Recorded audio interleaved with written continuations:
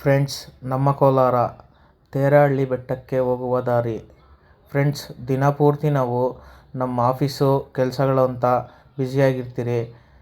At least weekly ಒನ್ಸಾದರೂ ಈ ಥರ mind refreshing ಮಾಡ್ಕೊಳೋದಕ್ಕೆ ಈ ಥರ ಸ್ಥಳಗಳಿಗೆ ವಿಸಿಟ್ ಮಾಡಿ.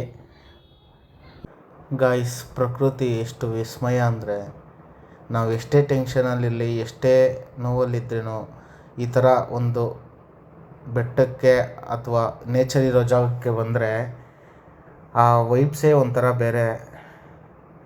ಏನೋ ಒಂಥರ ಸಂತೋಷ, ಏನೋ ಒಂಥರ ಆ ಆಫ್ ರೋಡಿಂಗು, ಗಾಡಿ ಓಡಿಸ್ತಾ ಆ ಕಡೆ ಈ ಕಡೆ ವ್ಯೂಸು ಇವೆಲ್ಲ ನೋಡ್ತಿದ್ರೆ ತುಂಬ ಸಂತೋಷ ಆಗುತ್ತೆ.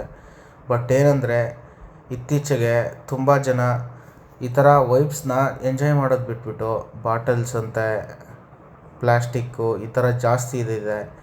ಬೆಟ್ಟ ಪೂರ್ತಿ ನೋಡಿದ್ರೂ ಅಟ್ಲೀಸ್ಟ್ ಸ್ವಲ್ಪ ಜನ ಈ ಥರ ಹಿಂಗೆ ಮಾಡ್ತಾರೆ. ಅದು ಯಾಕೆ ಹಂಗೆ ಮಾಡ್ತಾರೋ ಅದೇನೋ, ಬರೀ ಗಾಜು ಬಾಟ್ಲುಗಳು ಈ ಥರ ಎಲ್ಲ ಹೊಡೆದು ಇದು ಮಾಡಿದ್ದಾರೆ. ಅದರಿಂದ ಸ್ವಲ್ಪ ಇಲ್ಲಿ ಪ್ರಾಬ್ಲಮ್ ಆಗ್ಬೋದು. ಅದು ಬಿಟ್ಟರೆ ಇನ್ನೇನು ತೊಂದರೆ ಇಲ್ಲ ಇಲ್ಲಿ. ದಯವಿಟ್ಟು ಈ ರೀತಿ ಸ್ಥಳಗಳಿಗೆ ಭೇಟಿ ಕೊಟ್ಟಾಗ ದಯವಿಟ್ಟು ಅದರದ್ದು ಪವಿತ್ರತೆಯನ್ನು ಕಾಪಾಡಿಕೊಳ್ಬೇಕು. ದಯವಿಟ್ಟು ಯಾವುದೇ ರೀತಿ ಬಾಟಲ್ಸು ಈ ಥರ ಎಲ್ಲ ಇದು ಮಾಡೋಕ್ಕೆ ಹೋಗ್ಬೇಡ್ರಿ. ಬನ್ನಿ, ನೇಚರು ಎಂಜಾಯ್ ಮಾಡಿ, ಫೀಲ್ ಮಾಡಿ. ಆ ವೈಬ್ಸೇ ಒಂಥರ ಕರ್ಕೊಂಡೋಗುತ್ತೆ ನಿಮ್ಮನ್ನು. ಅದು ಬಿಟ್ಬಿಟ್ಟು ಬಾಟಲ್ಸ್ ತರೋದು ಆ ಥರ ಎಲ್ಲ ಮಾಡಿ ದಯವಿಟ್ಟು ನಮ್ಮ ತೇರಹಳ್ಳಿ ಬೆಟ್ಟನ ಗಲೀಜು ಮಾಡೋಕ್ಕೆ ಹೋಗ್ಬೇಡ್ರಿ. ಅದೇ ರೀತಿ ಈ ಬೆಟ್ಟದಲ್ಲಿ ಪ್ರಾಣಿ ಪಕ್ಷಿಗಳು ಎಲ್ಲ ಇದೆ.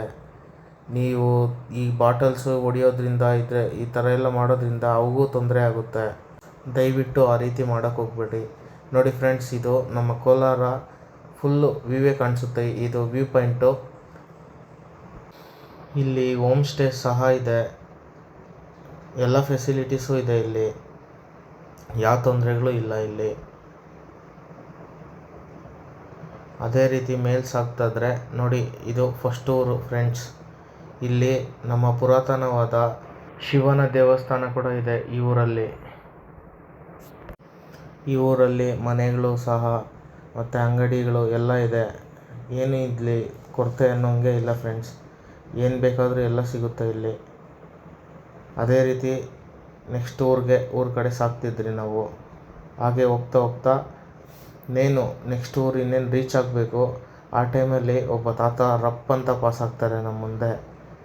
ನಾವು ಒಂದು ಸೆಕೆಂಡ್ ಶಾಕಾಗಿ ಅವ್ರನ್ನ ಓವರ್ಟೇಕ್ ಮಾಡಿಕೊಂಡು ಇನ್ನೇನು ಸ್ವಲ್ಪ ಮುಂದೆ ಹೋದ್ರೋ ಇಲ್ಲೋ ರಪ್ ಅಂತ ಮತ್ತೆ ಬರ್ತಾರೆ ಅವರು.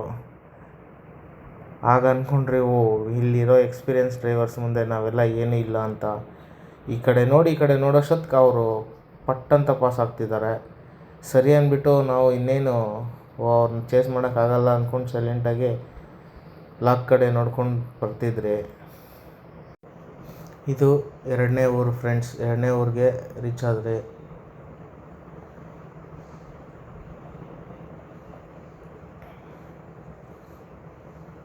ಅದೇ ರೀತಿ ಮೇಲೆ ಸಾಗ್ತಿದ್ರೆ ಮತ್ತೊಂದು ಊರಿದೆ.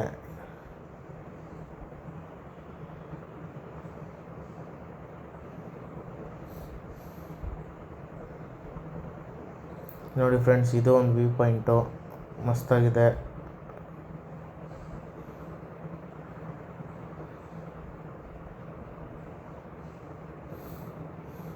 ಹಂಗೆ ಮುಂದೆ ಹೋಗ್ತಾ ಇದ್ದರೆ ಇಲ್ಲಿ ಒಂದು ದರ್ಗಾ ಇದೆ ಫ್ರೆಂಡ್ಸ್. ತುಂಬ ಇದು ಹಳೇದಾದಂಥ ದರ್ಗಾ.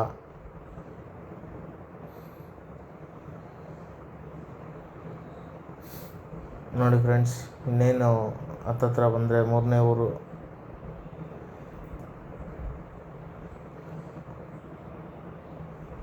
ನೋಡಿ ಫ್ರೆಂಡ್ಸ್, ಆ ಮನೆಗಳು, ಆ ವೈಬ್ಸು ನೋಡಿ ಫ್ರೆಂಡ್ಸ್.